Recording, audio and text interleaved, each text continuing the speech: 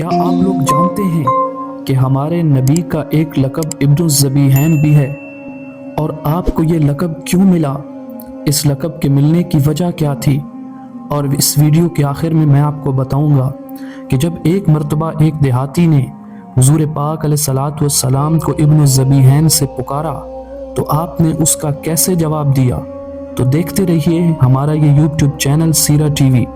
और आज का ये वाक़या हुज़ूर पाक अलैहिस्सलाम की सीरत का एक अहम वाक़या है कि आपके दादा मोहतरम हज़रत अब्दुल मुत्तलिब की ज़िंदगी से शुरू होता है कि ये दूर दराज मक्का के सहरा के अंदर, अरब की सरजमीन के अंदर जहाँ रेत ही रेत थी, जिस सरजमीन के अंदर कभी हज़रत इब्राहीम और इस्माइल के कदम लगे थे, जब वक़्त गुज़रता गया, अरसा दराज बीत चुका और अंबिया के आने का सिलसिला भी एक मर्तबा थम चुका था, जो नबी अलैहिस्सलातु वस्सलाम की आमद के साथ शुरू होना था और वो होने वाला था।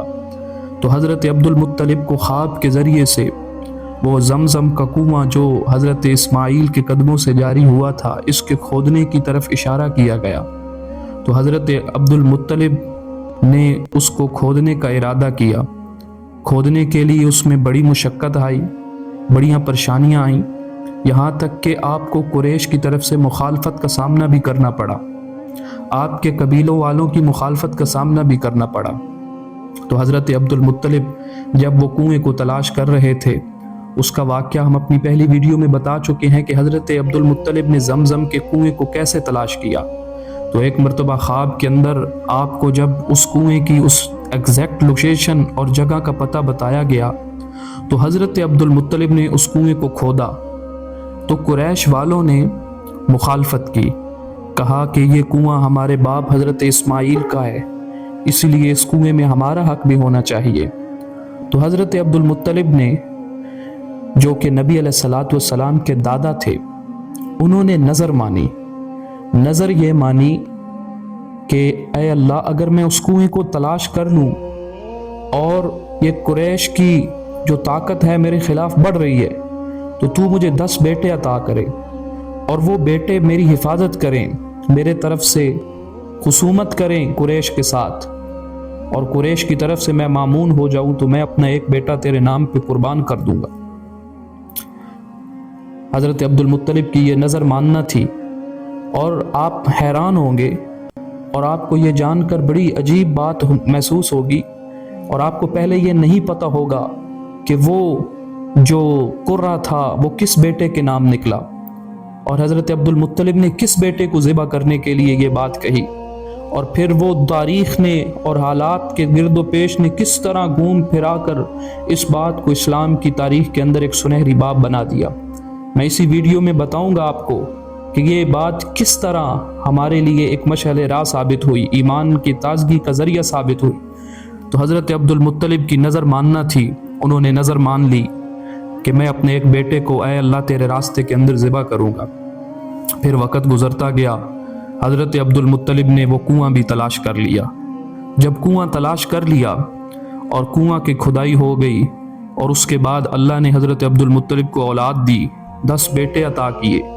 तो जब बेटे भी हो गए, वो जवान भी हो गए और सेहतमंद भी हो गए, कुव्वत भी बन गई, ताकत भी बन गई। अब किसी की हिम्मत नहीं थी कि हज़रत अब्दुल मुत्तलिब की तरफ वो आंख उठा के देख सके। कुरैश तो कुरैश, बड़े बड़े कबीलों वाले जिनकी शाह सवारी और तीरंदाजी और शमशीर जनी का तूती बोलता था, वो भी हज़रत अब्दुल मुत्तलिब की तरफ आंख उठाकर नहीं देख सकते थे। जब ये मौका बन गया तो अब हज़रत अब्दुल मुत्तलिब को अपनी जो नज़र थी वो याद आई कि मैंने अल्लाह के सामने एक नज़र मानी थी कि ऐ अल्लाह, अगर मुझे तू 10 बेटे अता करे और वो मेरी ताकत बने, मेरे बाजू बने, दस्ते बाजू बने, मेरी कुव्वत बने, मेरी ढाल बने, तो मैं एक बेटे को तेरे रास्ते में ज़िबा कर दूंगा। तो अब वो अरब के दस्तूर के मुताबिक वो फाल निकालने का रवाज था, तीरों के ज़रिए से फाल निकाला जाते थे। तो वो फाल निकाले गए। जब फाल निकालने की बारी आई कि किस बेटे को ज़िबा किया जाए, तो हालात का गिरदो पेश कि हज़रत अब्दुल मुत्तलिब के सबसे छोटे बेटे जो उस वक़्त थे, सबसे छोटे बेटे हज़रत अब्दुल्ला और सबसे चहीते बेटे हज़रत अब्दुल्ला जो थे उस वक़्त, उनके नाम कुर्रा निकला। اور تاریخ کا عجیب پھیر دیکھیے، قدرت کا عجیب ایک ایسا امتزاج دیکھیے کہ اللہ کی طرف سے ہمیں بات سمجھ آ جاتی ہے کہ کائنات میں جتنے واقعات چل رہے ہیں یہ اللہ کی طرف سے مشیت ہے، اللہ کی طرف سے ارادہ ہے۔ جس بیٹے کے نام قرہ نکلا وہی آگے چل کے نبی علیہ الصلوۃ والسلام کے والد بنے۔ حضرت عبداللہ کے نام قرہ نکلا۔ حضرت عبداللہ سے جناب عبد المطلب کو محبت بھی بہت زیادہ تھی۔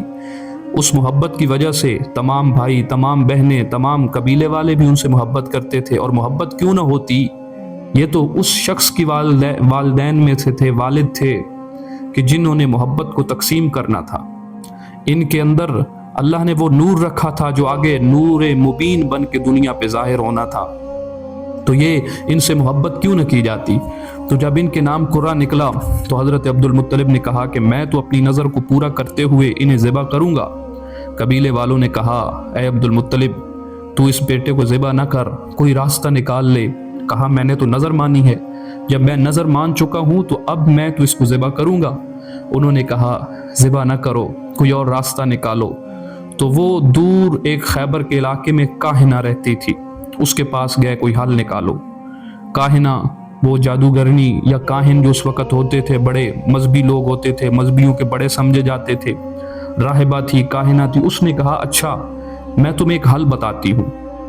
حل یہ ہے کہ ایک طرف اس بچے کا نام رکھو اور دوسری طرف اس کے بدلے کے اندر اونٹ رکھتے جاؤ، پھر قرہ نکالو۔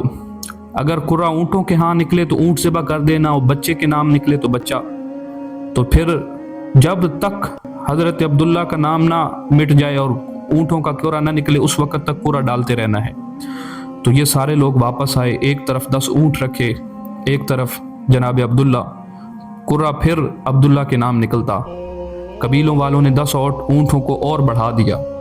جب 10 اونٹ بڑھائے گئے تو پھر قرہ نکالا گیا، پھر عبداللہ کے نام نکلا، پھر 10 اونٹ بڑھائے گئے، پھر قرہ حضرت عبداللہ کے نام نکلا، پھر 10 اونٹ بڑھائے گئے، پھر قرہ حضرت عبداللہ کے نام نکلا، حتیٰ کہ جس وقت 100 اونٹ ہو گئے تو 100 اونٹوں کے بعد قرہ اونٹوں کے نام نکلا۔